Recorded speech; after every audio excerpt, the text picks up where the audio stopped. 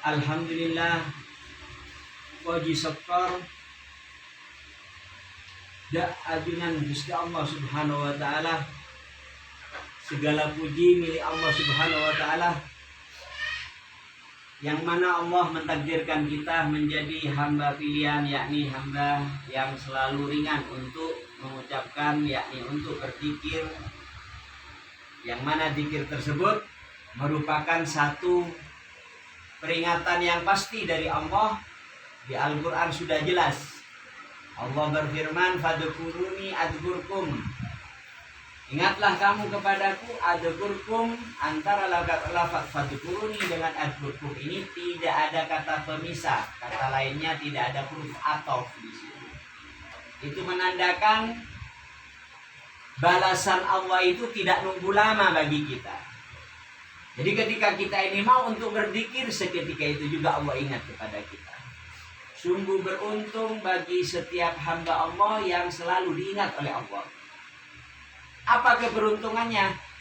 Yang pertama, kita ini pasti akan menjadi orang yang selalu diingat oleh Allah, dan pastinya orang tersebut tidak ada makhluk apapun, tidak ada ciptaan Allah apapun kecuali ciptaan tersebut dekat dengan Allah.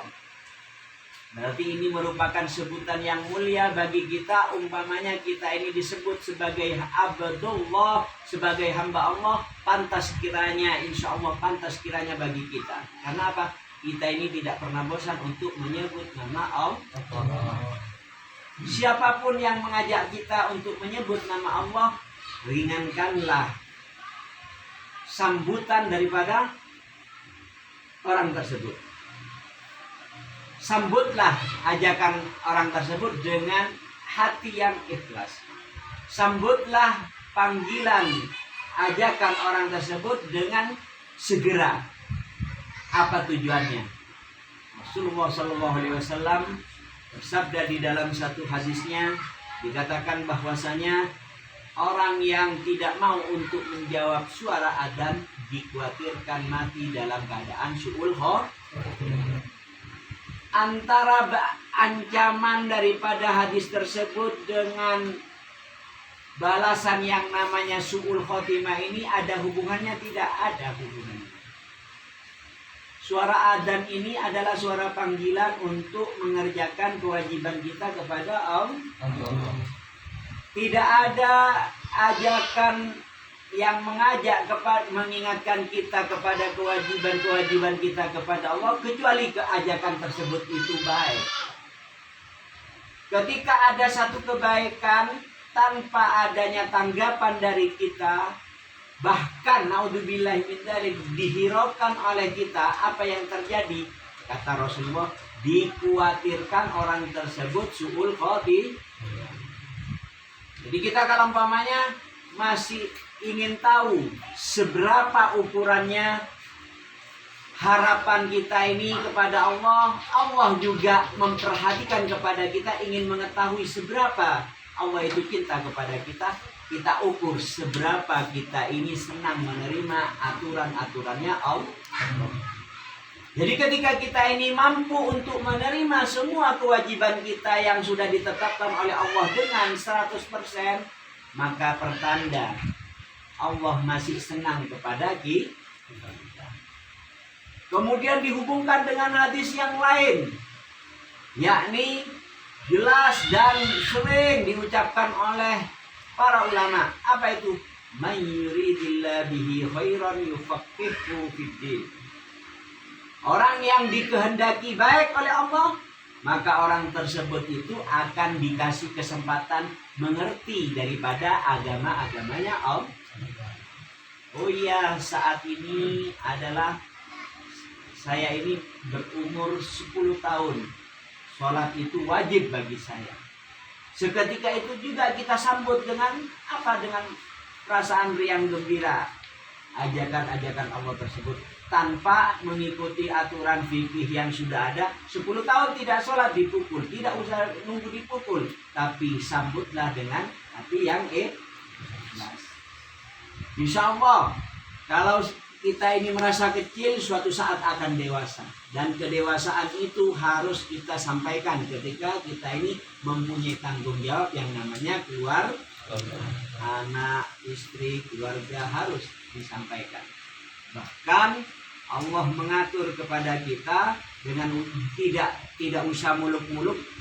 Setiap orang tidak usah punya musola. Setiap orang tidak usah punya masjid. Setiap orang tidak usah punya pondok. Akan tetapi pondok, musola, masjid kita ini adalah keluarga kita ini harus betul-betul diperhatikan. Bahkan Allah menitik beratkan pesan yang sesungguh-sungguhnya ketika ada satu ulama mengatakan kepada muridnya, ulama tersebut mengatakan kepada muridnya, wahai muridku, kita lihat sekeliling kita banyak tanda-tanda akhir zaman yang mana ketika akhir zaman ini semuanya sudah pada lari daripada ancaman-ancaman Allah, akan tetapi semuanya orang itu pada lari untuk mengikuti perintah-perintah Allah, tidak pernah menghiraukan ancaman Allah. Ini sudah banyak tanda-tanda hal seperti ini. Kita bagaimana? Kita jangan sampai menjadi orang yang seperti ini. Meskipun hidup ini memang pilihan, tapi pilihlah tempat-tempat yang baik, tapi pilihlah kesempatan-kesempatan yang baik. Setiap manusia sudah ditetapkan oleh satu ulama yang mengatakan manusia itu jenisnya ada 3. Yang pertama, manusia yang namanya manusia salimun, orang yang selamat. Kita termasuk orang selamat, insya Allah kita termasuk orang yang selamat, insya Allah. Yang kedua, orang selamat ini seperti apa gambarannya? Orang selamat ini gambarannya seperti apa? Orang yang selamat ini gambarannya seperti kita ini melakukan perdagangan sebagaimana kehidupannya pedagang-pedagang yang ada di sekitar kita yang hidup di dunia ini. Kalau modalnya 1.000, ya, ketika kita dijual beli dalam perdagangan dari 1.000 menjadi 2.000, untung apa rugi? Beruntung. Kalau umpamanya modalnya 1.000 kembali 1.000, untung apa rugi? Tidak untung, tidak rugi. Inilah yang disebut orang yang selamat. Allah menyuruh atau memerintahkan kepada Rasulullah dengan yang istimewa. Tidak ada seorang pun yang mendapatkan perintah langsung dari Allah kecuali Nabi Muhammad SAW. Pada saat kapan? Pada saat Isra Mi'raj. Membawa bekal, membawa oleh-oleh itu yakni sholat 5 waktu. Ini yang wajib. Kata Allah. Pakai ini. Ya. Ya, ada yang bisa.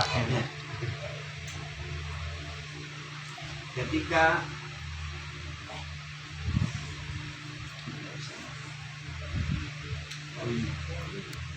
Tahu di